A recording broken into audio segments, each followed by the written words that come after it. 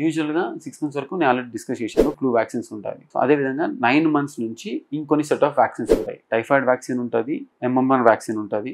ఇది 1 year లోపు పిల్లలకి. సో MMR అనేది మన గవర్నమెంట్లో ఇస్తారు. MMR అనేది 6 months 9 months ఇస్తారు, దాని తర్వాత 15 monthsకి ఇస్తారు, దాని తర్వాత 5 years ఒకసారి ఇస్తారు. 3 doses MMR ఇస్తారు అన్నట్టు. సో చాలా మంది ఇది తెలీదు. సో ఫస్ట్ 3 months అయిపోగానే వ్యాక్సిన్స్ అన్నీ అయిపోయినాయి, వెళ్ళను కూడా వెళ్ళరు హాస్పిటల్స్కి. సో కంపల్సరీ 9 months వ్యాక్సిన్ తీసుకోవడం ఇంపార్టెంట్. MMR వల్ల మీజిల్స్, మమ్స్, రుబెల్లా అంటారు MMR వ్యాక్సిన్ అంటే. సో ఈ వ్యాక్సిన్ వల్ల ర్యాషెస్, జ్వరంతో వచ్చే ర్యాషెస్ తగ్గుతుంది.